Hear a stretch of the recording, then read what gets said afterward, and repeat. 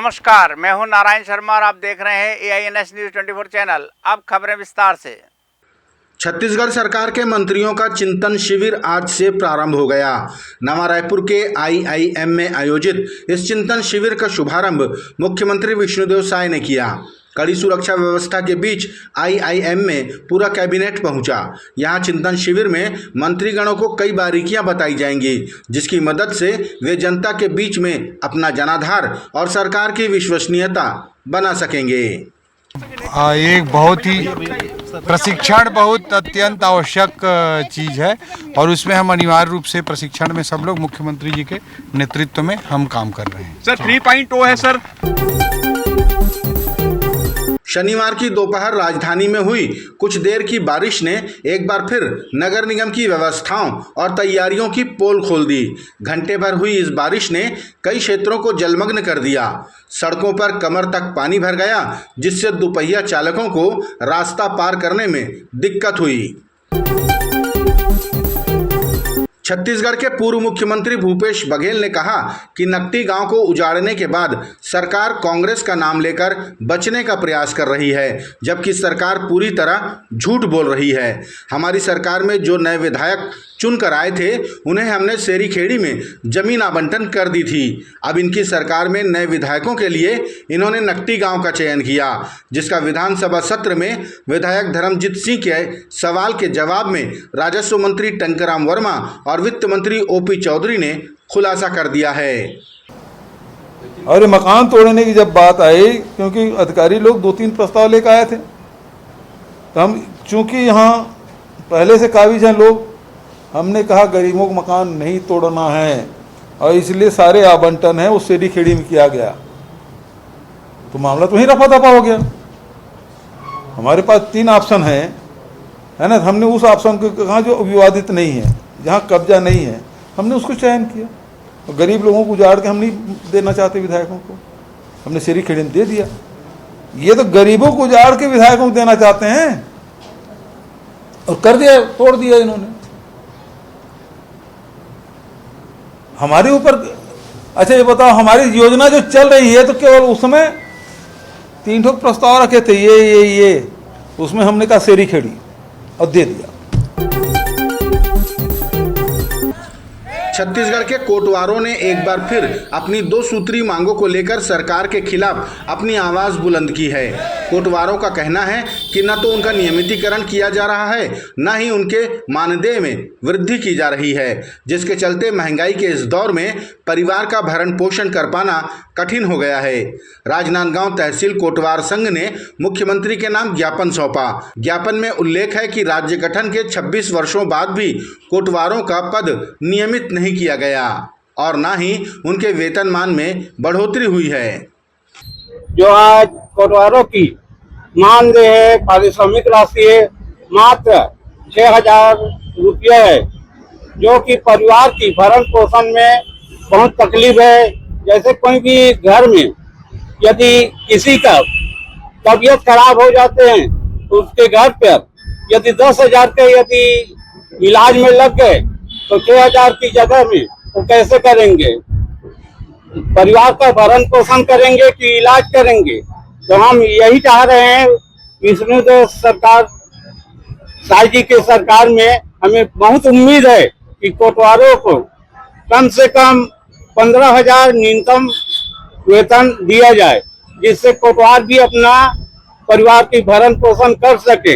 इसी उम्मीद के साथ हम लोग आज इकट्ठा हुए तहसील स्तर पर।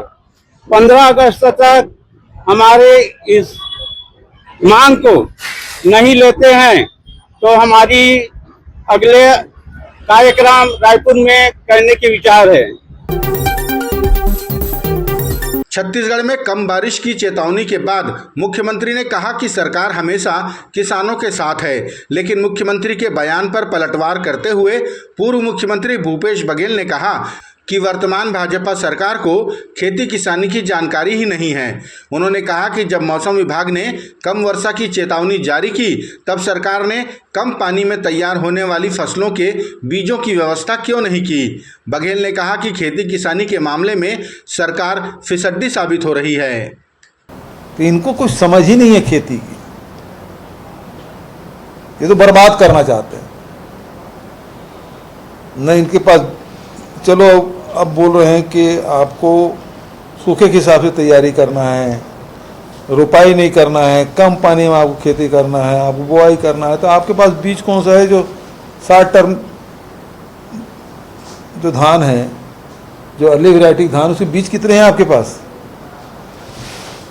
और नहीं है तो लाने की क्या व्यवस्था आपने किया है? क्या आप यकीन करेंगे, राजधानी रायपुर में खुल गया है शुद्धता से परिपूर्ण, कम कीमत में अनलिमिटेड भोजन के साथ शुद्ध शाकाहारी श्री नारायण थाली। जी हाँ, यहाँ आपको मिलता है मात्र 170 रुपए में ऐसा स्वादिष्ट भोजन जिसका स्वाद आप कभी नहीं भूल पाएंगे। श्री नारायण थाली में आपको मिलती है 3 सब्जियाँ, दाल, कढ़ी, रायता, सलाद, पापड़, चावल, ढोकला, 2 प्रकार की चटनी, मीसी रोटी और गर्मा गर्म तावा रोटी, जितनी आप खा सकें, साथ में गुलाब जामुन भी। तो एक बार जरूर आइए और अपने परिवार के साथ शुद्ध भोजन का स्वाद चखिए। हमारे यहाँ जैन थाली भी उपलब्ध है। श्री नारायण थाली, शॉप नंबर 75, शुभ कदम के बाजू में, सिटी सेंटर मॉल के पास, पंडरी, रायपुर। Phone number 90094 74545। पूर्व विधायक विकास उपाध्याय ने आरोप लगाया कि रायपुर से बलरामपुर और दंतेवाड़ा तक जितने भी सरकारी काम हैं वो सभी भारतीय जनता पार्टी के नेताओं के रिश्तेदार करते हैं और पूरा सरकारी संरक्षण उन्हें प्राप्त है, जिसके चलते वे न ही पुलिस से डरते हैं और न ही सरकार से।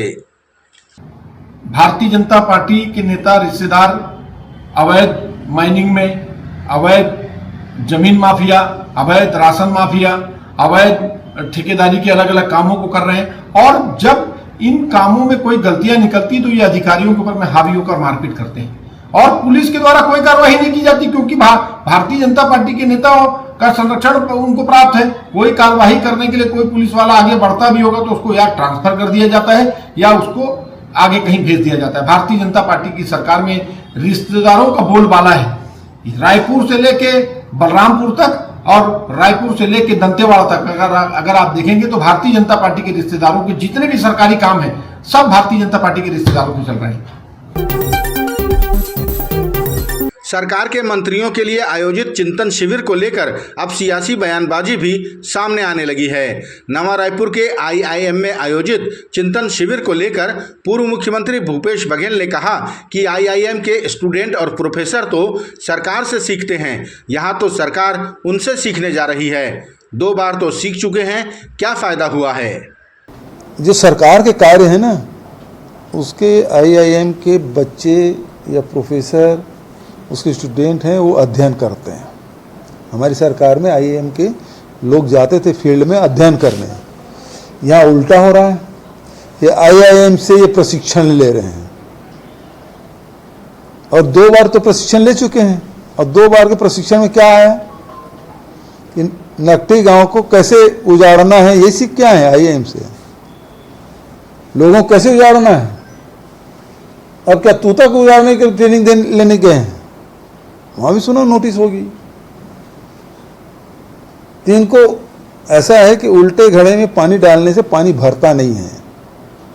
इधर पूर्व मुख्यमंत्री के बयान पर प्रतिक्रिया देते हुए उप मुख्यमंत्री अरुण साव ने कहा कि जो एक ही परिवार की चाटुकारिता करते हों वो प्रशिक्षण और चिंतन शिविर के बारे में क्या जानेंगे।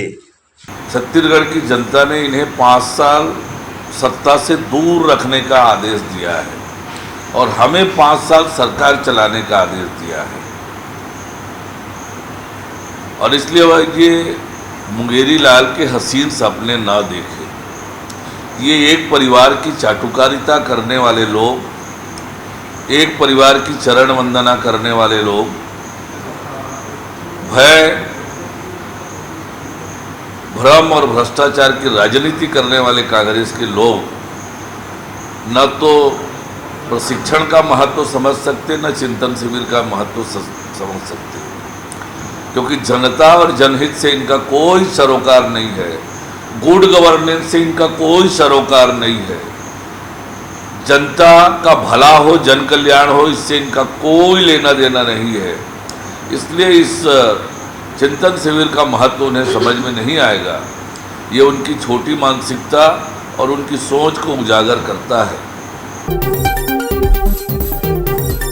राजधानी रायपुर के पुरानी बस्ती थाना अंतर्गत कुकरीपारा में एक घर की छत पर सोलर पैनल लगाते वक्त सोलर पैनल 11,000 वोल्टेज के हाई टेंशन तार से टकरा गया, जिसके चलते 2 टेक्नीशियनों की करंट लगने से मौके पर ही मौत हो गई। मृतकों की पहचान आशीष और प्रमोद चंद्राकर के रूप में हुई है। दोनों औंधी गांव दुर्ग जिले के बताए जा रहे हैं। पुलिस ने शवों को पोस्टमार्टम के लिए भेज दिया है और जांच में जुट गई है। ये थे आज के प्रमुख समाचार। आप देख रहे थे हमारा लोकप्रिय यूट्यूब चैनल AINS न्यूज़ 24।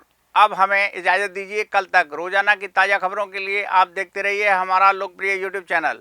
हमारे यूट्यूब चैनल को लाइक, सब्सक्राइब और बेल आइकन का बटन दबाना ना भूलें। नमस्कार।